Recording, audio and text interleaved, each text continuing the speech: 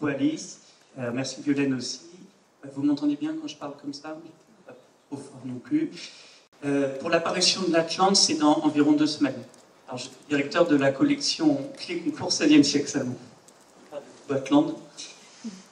Et la plupart des Atlantes vont bientôt sortir. On dit 2 semaines normalement. Je commence tout de suite en vous disant que l'exubérance énumérative de Rabelais constitue l'un des traits les plus immédiatement reconnaissables de son écriture. Et il n'est pas du tout étonnant que l'humaniste figure en très bonne place dans différents ouvrages consacrés à la question de la liste. Donc, à gauche de l'écran, vous voyez Umberto Eco, Vertige de la liste. On peut citer aussi l'ouvrage de Bernard Sèvres, Philosophie des listes. Dans ces 2 cas, Rabelais y occupe une place très importante. On peut enfin citer l'ouvrage collectif Liste et Éphalis en littérature avec plusieurs articles sur Rabelais.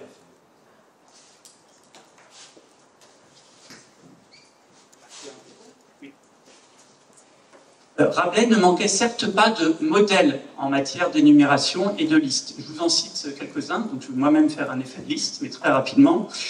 Évidemment, Rabelais avait en tête les généalogies et les recensements de la Bible. Enfin, vous le savez bien en lisant le chapitre 1. Il avait en tête également les catalogues de l'Antiquité. Et l'exemple le plus fameux, c'est sans doute celui des listes des guerriers grecs et troyens dans le chant 2 de l'Iliade. Rabelais avait en tête également les abondantes listes de la littérature médiévale. Et je vous montrerai tout à l'heure un ouvrage qui a été consacré à cette question. Rabelais pouvait penser aussi, plus près de son temps, aux listes du théâtre des 15e, 16e siècles, des rhétoriqueurs comme Jean Molinet et Jean Bouchet, ou encore les listes du Baldus de Teofilo Folengo, qui est cité 2 fois dans Pantagruel.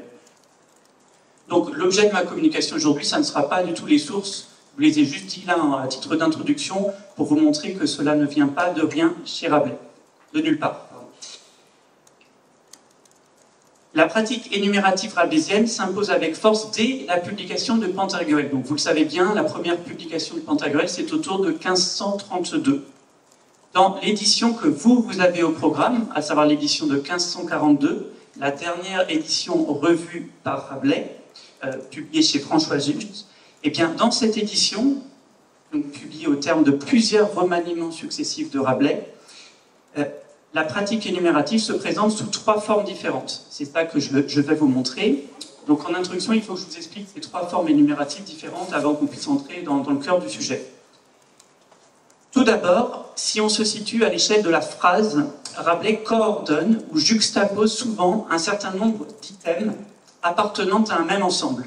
Je vous ai donné quelques exemples, sans viser du tout la moindre exhaustivité, bien sûr. Dans la langue hybride qui est la sienne, l'écolier limousin parle ainsi de l'alme, inclite et célèbre académie que l'on vocite Lutèce, ou encore de l'omnijuge omniforme et omnigène sexe féminin. On peut citer aussi le membre viril de certains premiers hommes, qui est long, grand, gras, gros, vert et accrété, au chapitre 1. Le pays de Dipsodie, qui est beau, salubre, fructueux et plaisant, chapitre 31. Et je vous ai donné un dernier exemple que je ne lis pas intégralement, qui est situé au chapitre 2. C'est la longue énumération des végétaux, sources et animaux qui sont privés d'eau. Ça, c'était la première forme. Deuxième forme d'énumération dans le texte. C'est lorsque l'énumération prend des proportions plus importantes, l'édition juste de 1542 veille à séparer les différents items par un long blanc typographique. Et là, il faut que vous le voyez à l'écran pour bien comprendre de quoi il s'agit, parce qu'évidemment, on n'a pas l'habitude aujourd'hui. Et je vous ai montré à gauche de l'écran l'exemple qui, à mon avis, est le plus frappant, c'est celui de la généalogie de Pantagruel. Donc, vous voyez à l'écran, à gauche de l'écran, on dénombre en réalité 60 items séparés par un long blanc typographique. Donc, vous voyez ce long blanc typographique qui est sans arrêt répété avant le qui. J'ajoute d'ailleurs qu'il y a 2 autres noms, Hercule et Ferragus, qui eux sont introduits par une autre formule, non pas qui engendra, mais la formule tournaki, ce qui nous fait en tout 62 noms de géants dans le chapitre 1. Le même choix de présentation a été fait, si vous regardez à droite de l'écran maintenant, pour les 8 accidents bien divers provoqués par l'ingestion des mêles, au chapitre 1 toujours. Donc si vous voulez que je vous montre un peu, il y a un espace typographique très long, et ensuite, car aucun enflait par le ventre. Autre espace typographique, et vous avez les autres enflaient par les épaules. Et enfin, un peu plus bas dans le texte, blanc typographique, puis les autres enflaient en longueur par le membre qu'on nomme le laboureur de nature. Je pourrais faire la même démonstration pour plein d'autres passages, donc je vous dis rapidement tous les passages avec lesquels vous avez des longues énumérations dont les items sont séparés par des blancs typographiques. Il s'agit des 9 universités où Pantagruel étudie tour à tour avant d'arriver à Paris. C'est donc le chapitre 5. Vous avez aussi les 14 langues utilisées par Panurge pour répondre à Pantagruel et à ses compagnons, chapitre 9. Le répertoire des tours joués par Panurge au chapitre 16. Et dans le même chapitre 16, vous avez aussi le contenu de ces 13 fasques. En réalité, il en a plus que 13. Les fasques, ce sont des pochettes à l'intérieur de son manteau, des sacoches, enfin on peut le gloser différemment, ou peut-être plutôt des bourses. Et il en avait un certain nombre, mais 13 sont énumérés. Autre exemple, c'est celui des 11 séries de gestes échangés entre Thomas et Panurge, au chapitre 19. Et là aussi, vous avez l'utilisation de ces longs blancs typographiques. Je pense aussi aux 10 tentatives de Panurge pour révéler la recette d'encre sympathique qu'aurait pu utiliser la dame abandonnée par Pantagruel afin d'écrire sa lettre. Et enfin, il faut citer l'exemple des 6 élus observés par Épistémon en enfer au chapitre 30. Il y a un troisième cas qu'il faut maintenant que je mentionne, c'est le cas des énumérations qui sont disposées sous forme de colonnes, ce qui leur confère donc, au sens propre, un statut de liste. Cette caractéristique typographique permet de dénombrer 5 listes dans le Pantagruel de Juste 1542. 3 de ces 5 listes sont de taille modeste. Donc c'est la deuxième, la liste des livres consultés par Pantagruel la veille du débat avec Thomas, puisque nous n'avons que 8 entrées. Vous avez la liste des animaux volatiles et terrestres Carpalim, qui est parti courir pour attraper quelque chose pour manger, et sur le chemin, il va attraper avec ses mains 8 entrées, ou tuer avec ses pieds 5 entrées, un certain nombre d'animaux, d'abord volatiles, et ensuite des animaux terrestres. Troisième liste de longueur raisonnable, c'est la liste des eaux thermales issues de la piste chaude de Pantagruel, 13 entrées, c'est dans le chapitre 33. À ces 3 listes relativement courtes, il faut ajouter 2 très longues listes, donc toujours disposées en colonne, si vous suivez bien. Il s'agit des 139 livres de Saint-Victor et des 86 damnés vus en enfer par Épistémon. Donc vous retenez bien pour la suite de l'explication, nous avons 5 listes dans cet ouvrage. Il importe tout de suite de préciser que la distinction que j'ai faite ici entre les longues énumérations dont les items sont séparés par des blancs typographiques, donc ma deuxième catégorie, et ma troisième catégorie, c'est-à-dire les énumérations disposées en colonne, donc les listes à proprement parler, eh bien cette distinction que j'ai faite disparaît dans les éditions modernes. Dans la mesure où, par souci de lisibilité, le choix a été fait par quasiment tous les éditeurs modernes, à de rares exceptions près, le choix a été fait de transformer les longs blancs typographiques en paragraphes. C'est la raison pour laquelle, dans votre édition, la distinction que j'ai faite entre ma deuxième catégorie et ma troisième catégorie est gommée. Et en effet, quand les blancs typographiques se succèdent très rapidement, comme c'est le cas dans le chapitre 1 à propos des géants, eh bien dans ce cas-là, en particulier, l'énumération va prendre visuellement la forme d'une liste. C'est pour ça que dans votre édition, on dirait que c'est une liste, les 62 géants qui sont énumérés au chapitre 20. Ces choix éditoriaux ne sont pas forcément problématiques, je vous le dis tout de suite. Force est en effet de constater que la distinction entre énumération et liste n'est pas si évidente que cela pour le Pantagruel. Elle est beaucoup plus importante, par exemple, dans le quart-livre, mais dans le Pantagruel, elle n'est pas si évidente. On peut se demander, par exemple, pourquoi les animaux chassés par Carpalim sont disposés en colonne, je vous l'ai montré, alors que les ancêtres de Pantagruel se succèdent horizontalement. De fait, ah oui, pardon, là je vous avais montré toutes les listes. Donc à l'écran, vous pouvez voir les 5 listes dont je vous ai parlé qui sont vraiment disposées en colonne dans l'édition d'origine, enfin l'édition de 1542. Voilà pour les 2 dernières listes, les damnés d'Épistémon et les eaux thermales. De fait, plutôt que de s'interroger sur ce qui distingue les listes et les énumérations, ou de s'intéresser à une liste en particulier, il me semble plus intéressant d'étudier la profusion énumérative de Pantagruel dans sa globalité, c'est-à-dire dans sa diversité matérielle, disposition verticale, disposition horizontale avec ou sans long blanc typographique, mais aussi dans sa diversité formelle. Je vais analyser le procédé à l'échelle de la phrase, mais aussi à l'échelle du chapitre. Pourquoi Rabelais brise-t-il de manière aussi répétée la continuité du récit prise en charge par Alcofribas, ou la continuité des discours des personnages? Qu'est-ce que cela dit sur son projet poétique? C'est cette question qui va m'intéresser aujourd'hui. Et je précise tout de suite que cette question se pose évidemment avec une acuité particulière dans les longs passages énumératifs qui produisent un véritable effet de vertige chez le lecteur. Et en effet, si je prends l'édition de 1542 comme point de référence, il y a quand même 3 pages entières pour la généalogie, 9 pages pour le répertoire des géants, plus de 6 pages pour les bourses de Panurge, le contenu des bourses de Panurge, 5 pages pour les damnés d'Épistémon. Mais je précise que la question est tout aussi pertinente à l'échelle de la phrase, puisque elle aussi tend à enfler de manière démesurée. Par leur exubérance et leur inventivité, les listes et énumérations rabelaisiennes ont tout d'abord, ce sera donc ma première partie, une fonction presque toujours comique. Je le dis en premier parce que c'est à mon avis le plus évident. Le rire qu'elle provoque est cependant d'une infinie variété. J'en distinguerai 3 grands types sans prétendre à l'exhaustivité. Pardon, c'était déjà mon premier point. Donc, vous avez déjà le premier point à l'écran, le comique gigantal.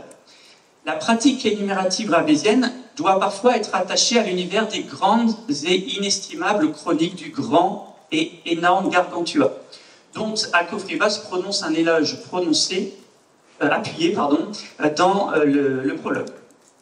De fait, cet opuscule contemporain, paru vers 1532, qui met en scène pour la première fois le personnage de Gargantua, insère volontiers des énumérations, dès lors qu'il s'agit de souligner comiquement le caractère gigantesque du héros ou de ses parents. Chez Rabelais aussi, l'énumération est l'un des outils privilégiés du comique gigantal.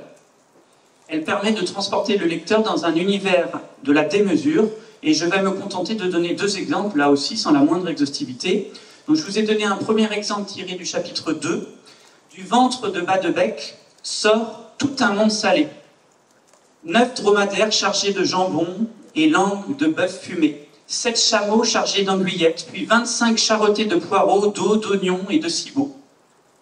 De même, deuxième exemple que je vous donne, lors du banquet qui suit la victoire contre les 660 chevaliers, Pantagruel imagine le bruit que feraient lui-même et ses compagnons en remuant leurs mâchoires. On est en train d'assister à un banquet. Si les premiers, donc les 4 compagnons, avaient de petits grelots attachés au menton, et lui, Pantagruel, avait les grosses horloges de Rennes, de Poitiers, de Tours et de Cambrai attachées à son menton. L'énumération des plus grosses cloches du royaume accentue ici le jeu sur le changement d'échelle entre le monde des humains d'un côté et le monde des géants de l'autre. Vous le voyez, associé à l'hyperbole, l'énumération fonctionne dans ce cas comme un trait d'identification générique. Elle situe Pantagruel dans la lignée des grandes et inestimables chroniques.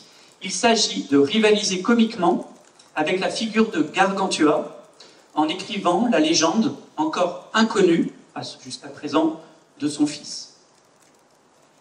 Rabelais se plaît parfois aussi à parodier diverses formes textuelles fondées sur l'énumération. Ce sera mon second point. C'est ainsi qu'Alcofribas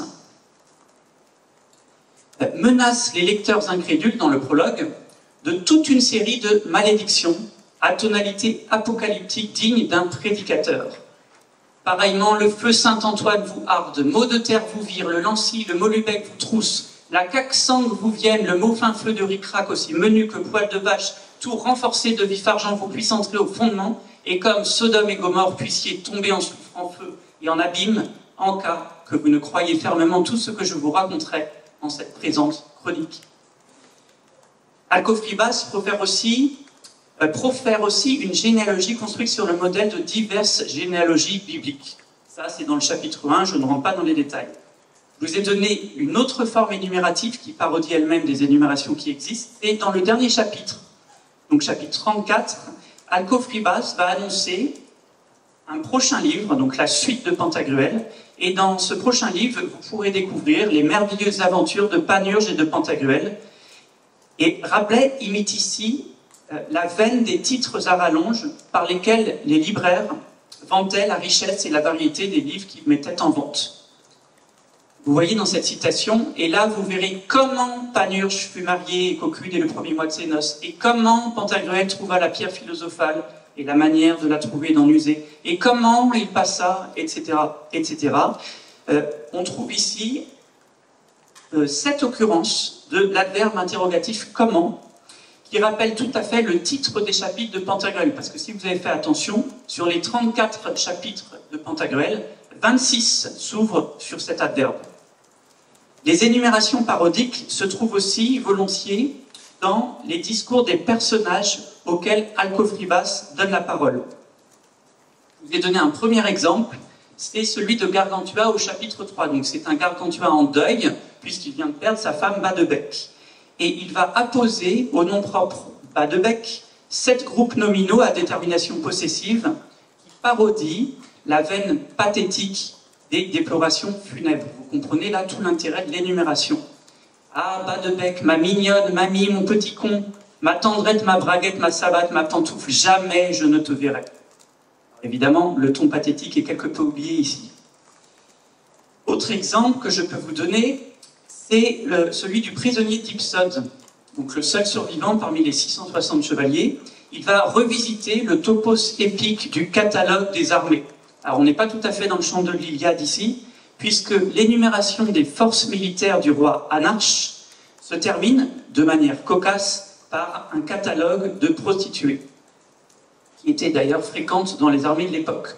Donc ça vous donne, dans l'armée d'Anarche sont 300 géants, et après vous avez 163 000 piétons, 11 400 hommes d'armes, etc., etc. Et à la fin, vous avez 150 000 putains belles comme déesses. Et les premières putains qui sont citées dans le texte, vous voyez, ce sont les Amazones, qui n'ont pas particulièrement cette réputation, bien au contraire. Donc là aussi, il y a une facétie dans la facétie. Troisième point, Rabelais met parfois la forme énumérative au service de la satire. Si je me situe à l'échelle de la phrase, dans un premier temps, on peut citer l'énumération de 10 glossateurs italiens du droit romain dans le chapitre 10, vous le savez bien maintenant. Énumération aussi de 7 substantifs renvoyant à l'idée d'hypocrisie religieuse. Vous voyez bien que c'est de la satire. Un grand tas de sarabovites, cagots, escargots, hypocrites, cafards, frappards, bottineurs et autres telles sectes de gens, etc. Troisième exemple que je vous donne, c'est l'énumération des 7 participes présents, toujours dans le chapitre 34, le dernier chapitre de l'œuvre, 7 participes présents retranscrivant l'activité des censeurs et qui semblent s'engendrer phonétiquement à partir du verbe articuler. Et je précise que articuler signifie formuler des articles de censure, ce qui donne, ils sont donc articulant, monorticulant, torticulant, culottant, couilletant et diabliculant, c'est-à-dire calumniant. Le retour lancinant de la syllabe Q permet d'assimiler la censure à une activité obscène. Au compte de ces énumérations phrastiques, je ne résiste pas à l'envie de vous citer une énumération qui ne figure plus dans votre texte, puisqu'elle a été supprimée dans l'édition de 1542, malheureusement pourrait-on dire, puisque c'est peut-être l'énumération la plus célèbre de tout Rabelais, et pourtant elle a disparu, vous voyez. C'est l'énumération des monstres issus de la faculté de théologie de Paris. Regardez dans votre édition, donc de Merson, la note 34 de la page 220, vous avez une référence à cette citation. Donc c'est la citation des sophistes Sorbillan, Sorbonac, Sorbonigène, Sorbonicole, Sorboniforme, Sorbonisec, Niborcisant, Borsonisant, Saniborzan. Les deux plus longues listes du livre associent également la forme énumérative et la satire. Là, je vais très vite parce qu'on pourrait rester une demi-heure sur chacune de ces listes, évidemment. En un mot, je vous dis que la liste des livres de Saint Victor dénonce les sophistes, qu'ils soient universitaires, prédicateurs ou moines. Donc, évidemment, l'enjeu satirique est évident. Quant à la liste des damnés, c'est une satire des puissants, avides de gloire et de pouvoir, et qui sèment sur leur passage quantité de guerres et de désastres. Cette cette liste des damnés est composée de grands de ce monde-ci, trois grandes catégories. Vous avez les héros d'épopées classiques et des romans de chevalerie. Deuxièmement, vous avez les rois, les empereurs, les généraux de différentes grandes civilisations de l'histoire. Et enfin, vous avez des papes guerriers. Eh bien, tous ces gens-là sont réduits de par delà, nous dit le texte, à exercer de petits métiers manuels. L'amplification propre aux listes et aux énumérations ne peut cependant être réduite à ces diverses visées comiques. C'est pourquoi, dans un second point, je vais vous parler du fait que la forme énumérative peut aussi être le lieu d'une réflexion sur le savoir et sur ses pièges. Mon premier point, c'est sur la fonction didactique et encyclopédique des listes et énumérations chez Rabelais. Madeleine Jay, dans un ouvrage important qui s'appelle « Le commerce des mots », a montré combien les énumérations dans la littérature des XIIe, XVe siècles pouvaient avoir une fonction didactique et encyclopédique et servir, je cite Madeleine Jay, de procédure de stockage mémoriel pour les générations de lecteurs à venir.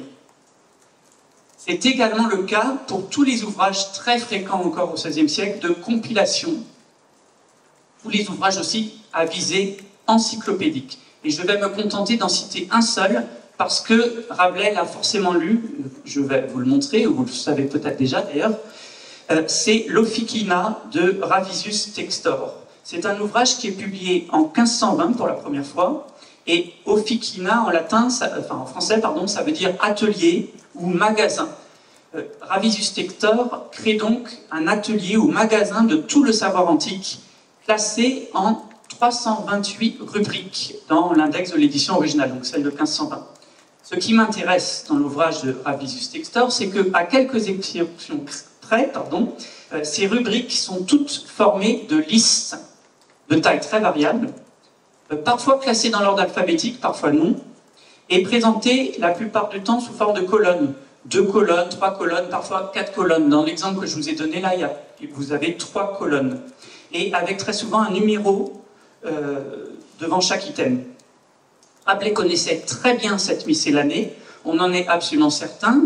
Pourquoi? C'est parce que sur les 31 noms du deuxième groupe de géants de la généalogie, c'est ce que je vous ai mis à gauche de l'écran, à partir de Atlas, donc c'est le deuxième groupe de géants, ce sont tous les géants mythologiques ou historiques, parmi les 4 groupes de géants qu'on peut distinguer dans cette liste. Et bien dans le deuxième groupe de géants, qui comprend donc 31 noms chez Rabelais, 26 tout de même proviennent de la liste des 38 noms de géants et d'autres hommes de taille extraordinaire. Donc je vous ai mis à droite de l'écran la liste de Textor et à gauche de l'écran ce qu'en a fait Rabelais.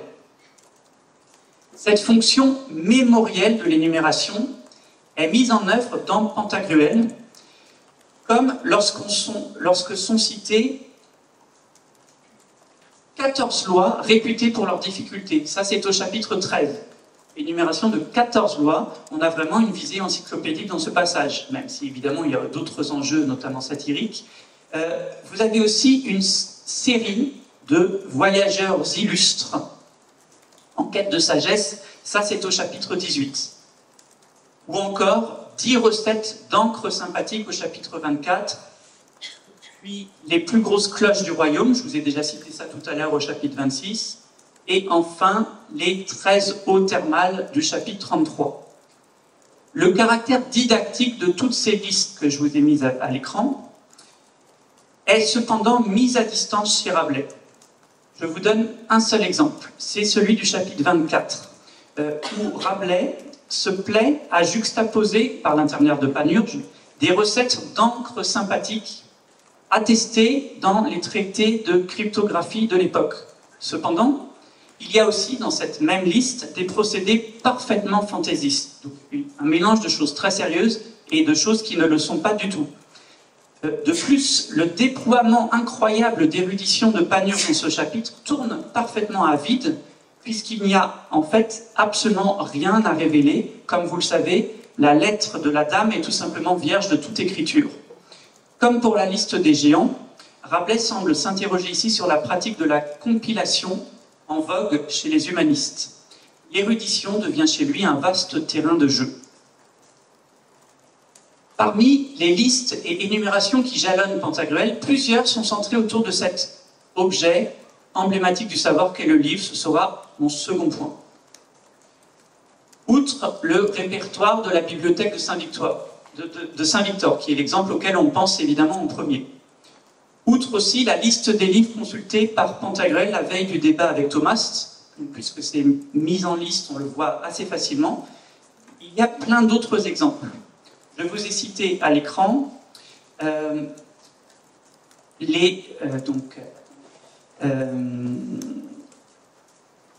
l'énumération de 8 romans de chevalerie dans le prologue.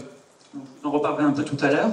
Vous avez aussi 6 grands livres d'architectes, géomètres ou ingénieurs qui sont cités au chapitre 7, puisque les préceptes de tous ces grands hommes sont mis en œuvre par les Orléanais pour tenter, en vain d'ailleurs, de soulever une grosse cloche. Autre exemple, c'est celui de 4 grands textes grecs dont se délecte Gargantua dans la fameuse lettre à son fils au chapitre 8. Ou encore 3 ouvrages sur la manière de lire lettres non apparentes au chapitre 24. Et j'ajoute à tous ces exemples que derrière les noms de géants au chapitre 1, derrière aussi le nom des damnés et des élus au chapitre 30 de Pantagruel, se cachent aussi des livres et des genres éditoriaux qui alimentaient les boutiques des marchands libraires et les ateliers d'imprimerie. Donc ces 2 listes peuvent tout à fait être considérées comme des listes de livres cachés. Il est remarquable que ces passages que je vous ai montrés mélangent quasiment systématiquement des titres fantaisistes et des titres réels. C'est le cas, je vous donne un seul exemple, des romans de chevalerie qui sont cités dans le prologue. Donc rappelez-vous, 8 romans de chevalerie qui sont cités dans le prologue. En réalité, 4 titres sont parfaitement réels et 4 sont inventés. Le procédé est à mettre en relation avec la réflexion sur l'écriture de l'histoire et sur le mensonge fictionnel que Rabelais mène dans Pantagruel dans le sillage de Lucien de Samosate. Troisième point, les listes et les énumérations rabelaisiennes sont aussi un lieu de savoir en ce que Rabelais y dépose avec une densité bien plus forte qu'ailleurs, c'est ce que je vais essayer de vous montrer, de très nombreuses allusions livresques et des micro-énigmes érudites. C'est particulièrement net dans le catalogue de Saint-Victor et dans la liste des damnés. Ce sont 2 passages qui fonctionnent à mon avis comme de formidables réservoirs d'énigmes.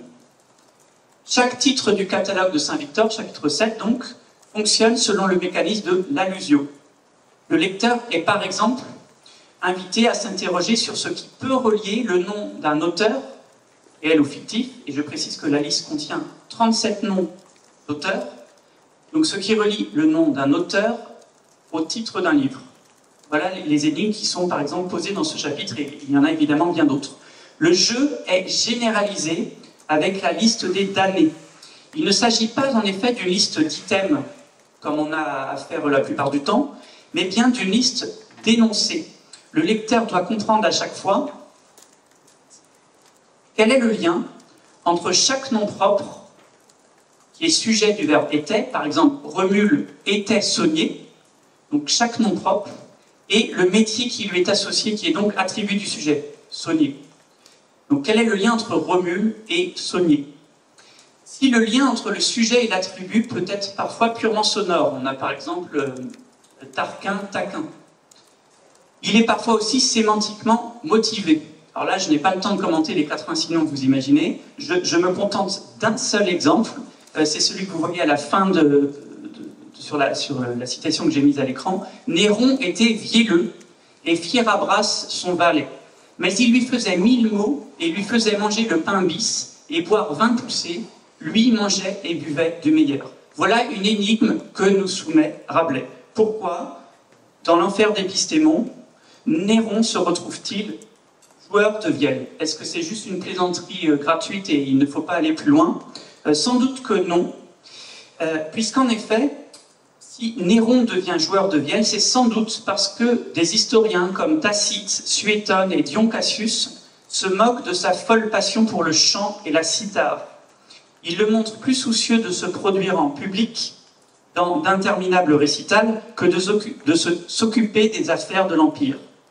Mais alors pourquoi son valet s'appelle-t-il Fierabras? Et pourquoi Fierabras lui fait tant de mots, nous dit le texte? Eh bien, c'est sans doute parce que les auteurs chrétiens comme Tertullien font de l'empereur romain Néron un persécuteur des chrétiens, alors précisément que le géant sarrasin Fierabras, géant de roman de chevalerie, finit par se battre aux côtés de Charlemagne après sa conversion au christianisme.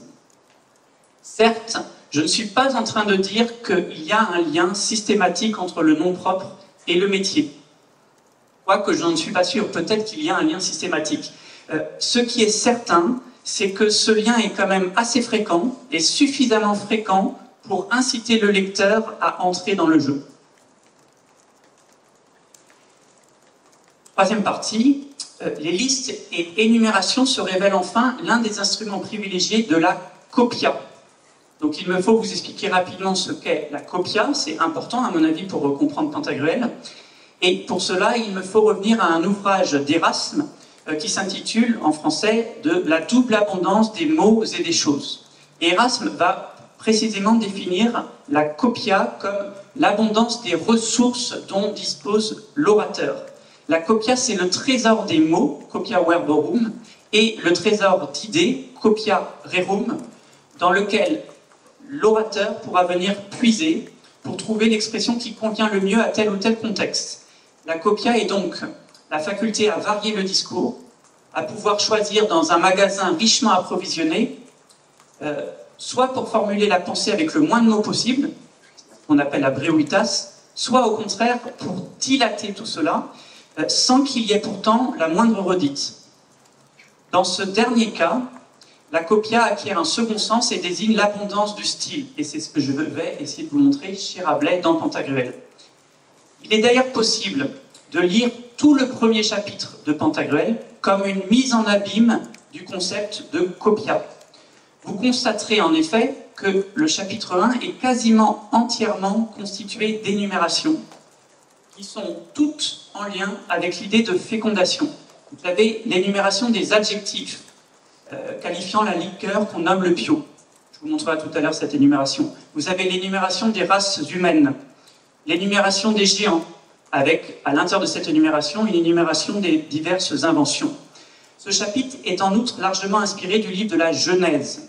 Il est placé sous le signe des commencements. Rabelais y relate l'origine des géants, la naissance d'un nouveau héros, tout en inventant un nouveau cycle narratif, ainsi qu'une langue inouïe, placée sous le signe de l'exubérance et de la vitalité. Pour vous montrer un peu la présence de la copia dans Pantagruel, je vais d'abord montrer que les énumérations et les listes rabelaisiennes semblent virtuellement inépuisables.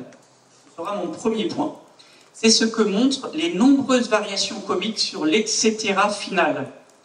L'ivresse verbale, ne semble s'arrêter qu'à contre-cœur chez Rabelais. Le lecteur est toujours invité à ajouter de nouveaux items. Je vous ai montré quelques exemples de ce jeu sur l'etc. Final. Donc regardez, ça donne, première phrase du prologue quand même, très illustre et très chevaleureux champion, gentilhomme et autres. Puis au chapitre 2, les loups, les renards, cerfs, sangliers, daims, lièvres, conils, belettes, fouines, blaireaux et autres bêtes. Chapitre 10, on vous cite les maîtres des requêtes, présidents, conseillers, les gens des comptes, secrétaires, avocats et autres. Et je me contente de lire à chaque fois la phrase finale pour aller plus vite. Ça vous donne « et autres », ces autres vieux matins, chapitre 10, et autres telles diableries, encore au chapitre 10, et tant d'autres au chapitre 13, et ainsi des autres églises, et autres, et un tas d'autres, et autres espèces diurétiques, autres, et 1000 autres lieux, sans les autres barbouillements, et 1000 autres petites joyeusetés toutes véritables, et autres telles sectes de gens. Cette capacité des énumérations et des listes rabelaisiennes à être prolongée à l'infini se vérifie d'ailleurs en diachronie. Elles s'enrichissent en effet souvent de nouveaux éléments constitutifs au cours des rééditions successives du texte. Alors, je ne sais pas si vous êtes au point là-dessus, mais le texte a d'abord été publié en 1532, puis en 1533, puis en 1534, puis en 1537, puis en 1542. Et je ne vous cite que les éditions qui ont été revues par Rabelais. Et à chaque fois, ces énumérations ou ces listes vont devenir plus grosses. Le phénomène s'observe à l'échelle de la phrase. Je vous ai donné un exemple, je vous avais promis, d'ailleurs je vous dirai cet exemple, c'est la liqueur qu'on appelle le pio. L'énumération adjectivale qui va qualifier la liqueur augmente en 1533, ce sont les deux mots que j'ai mis en italique qui sont ajoutés donc en 1533. Celle nectarine, délicieuse, ajoutée en 1533, précieuse, céleste, joyeuse, et déifique liqueur qu'on nomme le pio. Rabelais s'amuse à augmenter la taille de ces énumérations. De même, si je prends un exemple cette fois sur les longues énumérations dont les items sont séparés par un long blanc typographique, là aussi, la croissance est impressionnante.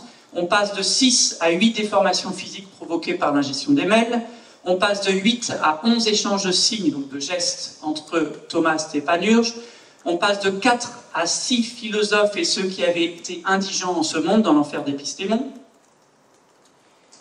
Enfin, je vous cite un exemple pour les listes, enfin plusieurs exemples. Le répertoire de la bibliothèque de Saint-Victor ne contenait que 42 titres, soit français, soit latin, dans la première édition, 1532. Eh bien, en 1542, il en comprend 139. Même croissance pour la liste des damnés. 46 noms en 1532, 82 en 1534 et 86 en 1542.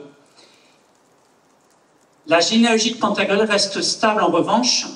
De la première à la dernière édition, elle comporte en effet le même nombre de noms, comme l'a remarqué notamment Edwin Duval. C'est 62 noms en réalité.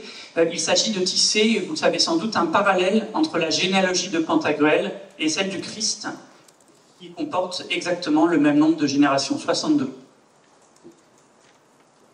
L'abondance des listes rabelaisiennes s'observe aussi de l'intérieur, ce sera mon second point. Chaque élément de l'énumération, chaque item donc, peut en effet faire lui-même l'objet d'un développement. Ce développement peut prendre, par exemple, la forme d'une parenthèse.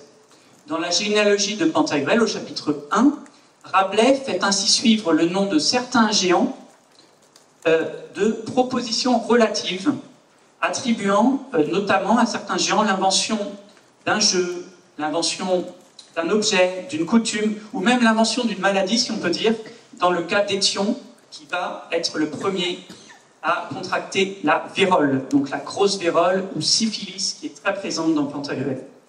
L'énumération peut prendre des formes encore plus spectaculaires dans Pantagruel, lorsqu'un des items donne naissance à de nouvelles énumérations, à des anecdotes, voire à une longue narration.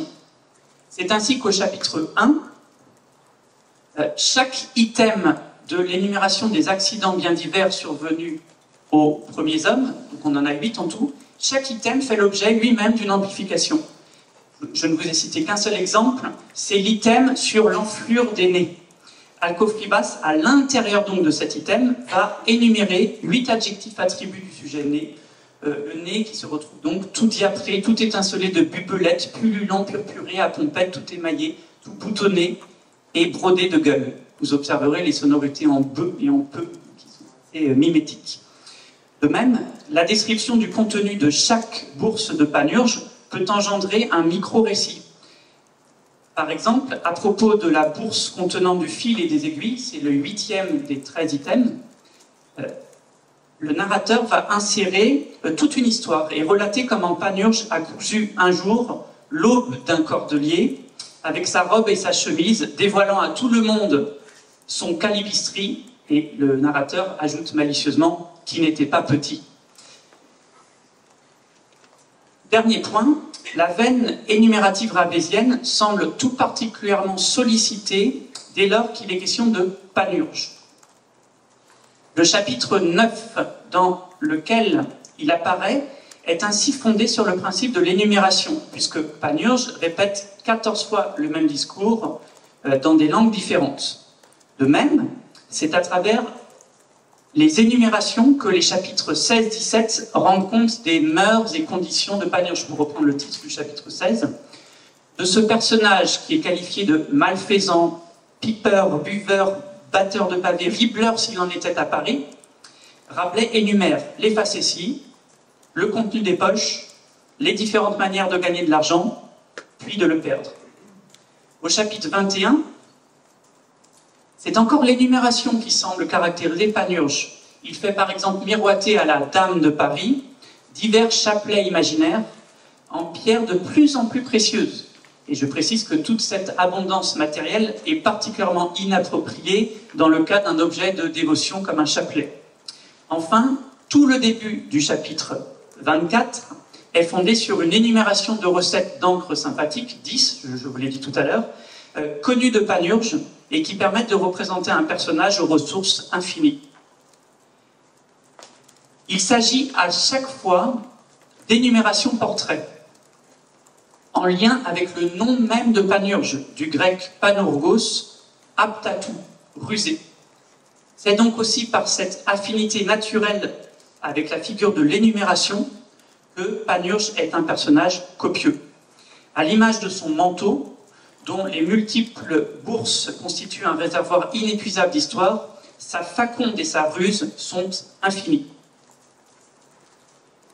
Pour conclure, s'il ne fait pas de doute que Pantagruel, remanié sur tout de même 10 années, 1532-1542, et soigneusement mûri, donc s'il ne fait pas de doute que Pantagruel n'est pas un roman de verve, comme le soutenait Verdun, Léon Saulnier, s'il ne fait pas de doute non plus qu'il ne s'agit pas d'un matériau fait de lopin, comme le disait Alfred Glosser, s'il ne fait pas de doute non plus qu'il ne s'agit pas d'une suite de brisures, de coupures existantes par ses errances, plus que par une stricte affirmation de la trame, affirmation de Floyd Ray, il ne faut pas pour autant y voir, par esprit de contradiction, un monument d'un seul bloc, d'une cohérence parfaite, arrangée par bonne symétrie d'architecture. Et là, vous avez peut-être reconnu la thèse d'Edwin Duval. La trame narrative de Pantagruel est menacée non seulement par les digressions d'un narrateur bonimenteur, par les ruses aussi d'un Panurge aux ressources intarissables, mais aussi, c'est ce que j'ai voulu vous montrer aujourd'hui, par un langage en expansion continuelle, cherchant toujours à déborder des limites qui sont habituellement les siennes, à l'image du corps des premiers hommes, enflant de toutes parts et engendrant une multitude de races. Le texte rabelaisien ne cesse en effet de subir, je cite, « accidents bien divers ». Il s'agit donc aussi de parler du corps textuel rabelaisien dans ce chapitre 20. De nombreuses phrases et même des chapitres entiers s'allongent au gré d'une fantaisie débridée. L'architecte, pour reprendre l'expression d'Edwin Duval, l'architecte qu'est sans doute Rabelais, est donc aussi un poète facétieux, offrant à ses lecteurs un corps textuel frappé d'enflures très horribles. Ces excroissances monstrueuses sont des espaces de liberté, de jeu et d'exubérance créatrice. Elles sont la signature d'un écrivain démiurge, toujours prêt à donner naissance, toujours prêt, je ne sais pas ce qui s'est passé, dommage, il restait une demi-phrase.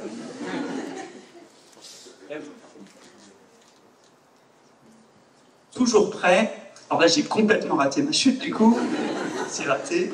Elles sont la signature d'un écrivain démiurge, toujours prêt à donner naissance à de nouveaux mots, de nouveaux savoirs, de nouvelles histoires, et 1000 autres petites joyeusetés. Merci pour votre attention.